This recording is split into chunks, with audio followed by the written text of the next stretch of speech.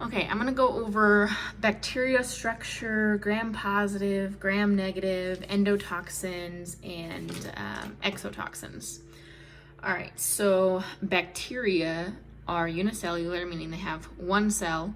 They have no nucleus, and they're about the size of a mitochondria, so they're very small.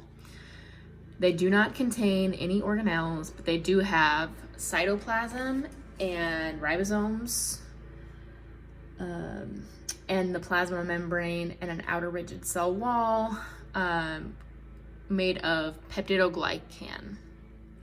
So this is two different types of bacteria, the gram-negative and gram-positive, but just to show you on the inside.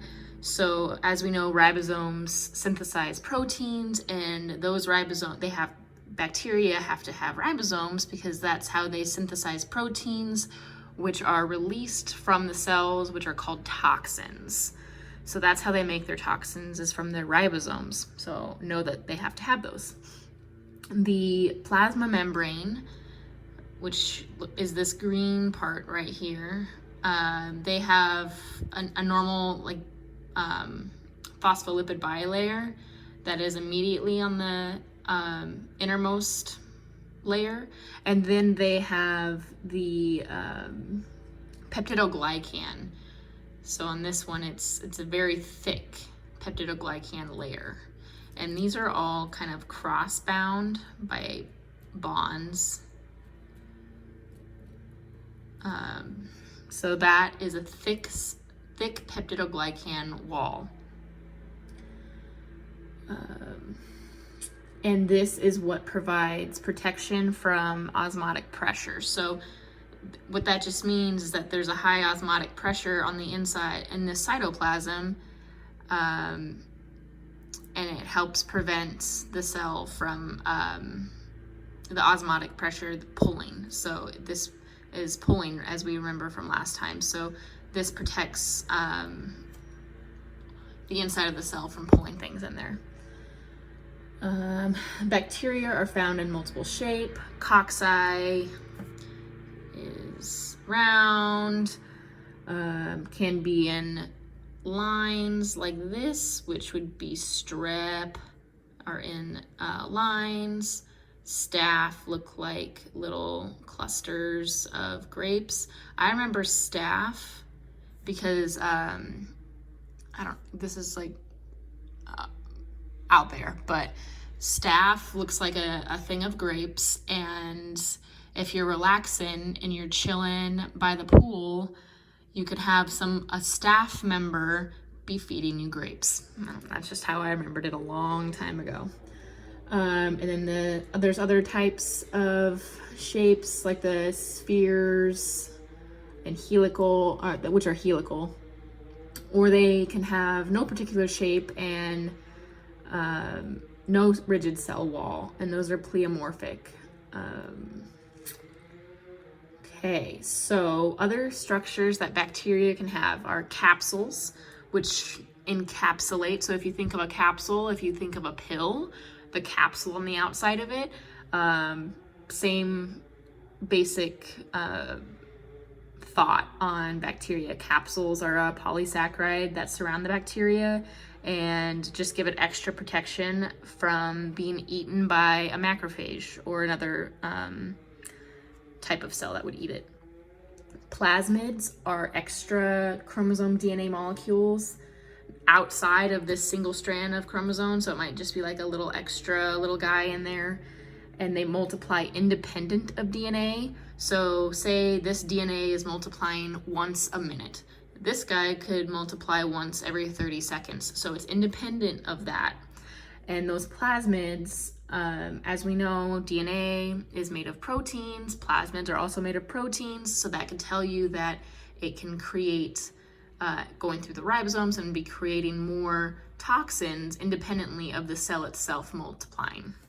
So if that was confusing, say your cell, the bacterial cell, will divide once a minute, just say that for example's sake, but it could be producing 50 toxins a minute because the plasmids are replicating independently of the chromosome strand. Pili are hair-like filaments so if you got your cell here, the pili would be like little hair-like things that help attach it to something and help stick to the outer cell surface of one of our healthy cells. And then the calyx is a slime layer that is also used kind of like glue. So think of the glycocalyx as glue. So it helps glue the bacteria to surfaces like your plaque on your teeth. Some bacteria are pore forming, like Clostridium. All Clostridium species are spore forming, and that is important because it can create the spore and be dormant, and then when it's opportunistic for it to infect, it will become active again. All right, so gram-negative and gram-positive.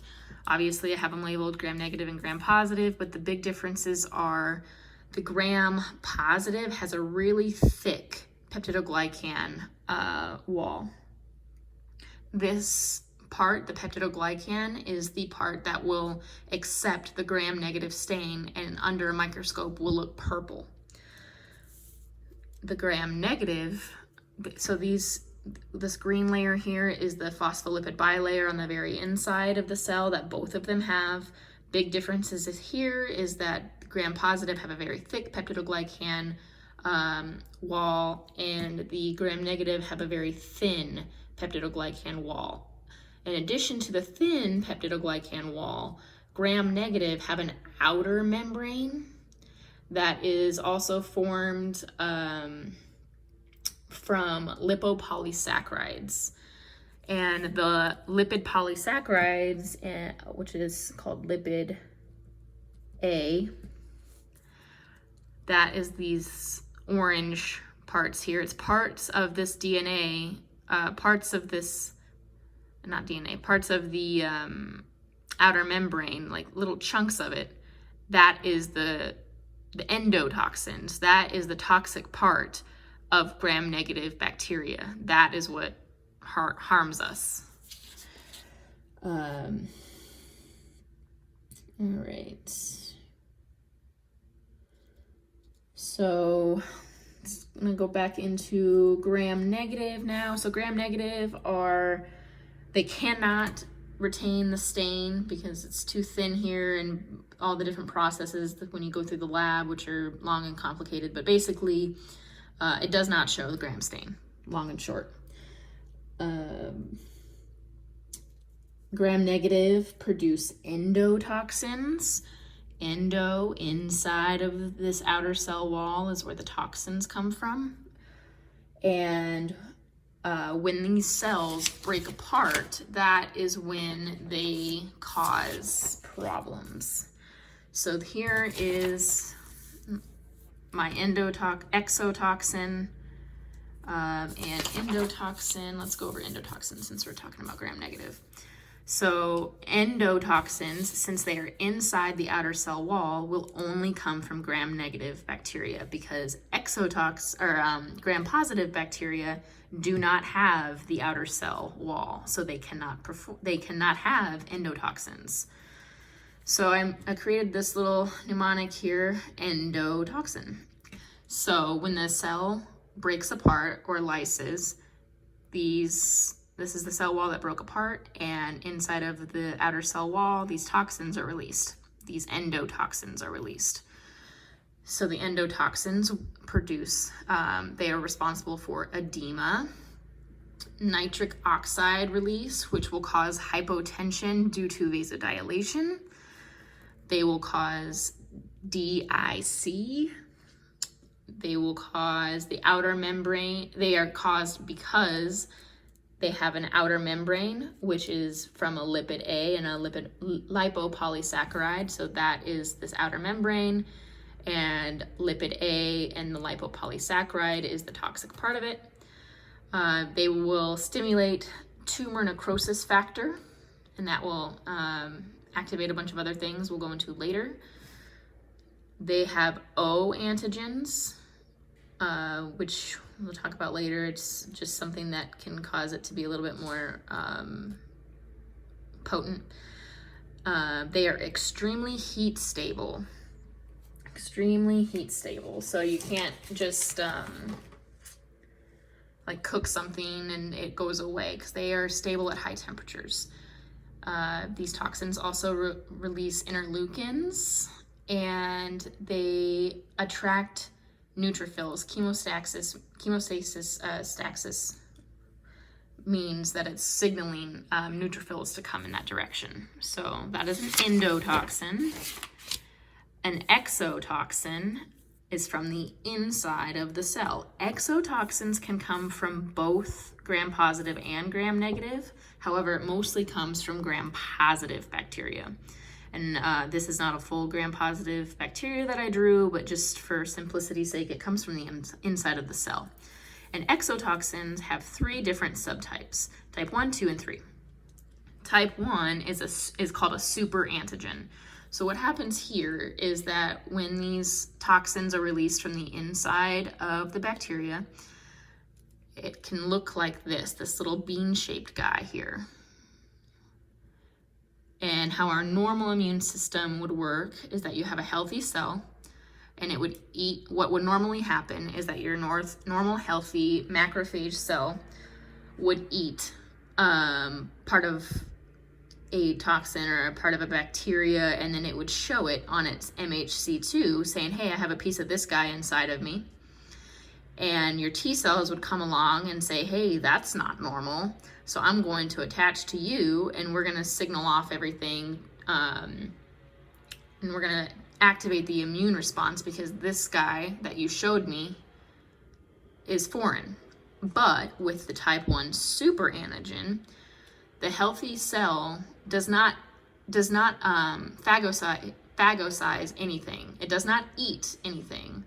What happens is the super antigen connects to the lateral sides of both the T cell receptor and the MHC2 receptor, and it binds it together that way by kind of gluing them together on the outside. So it's like if I were to take these 2 note cards, instead of them attaching together like this at this specific spot because they are attracted together, I would tape them together right here.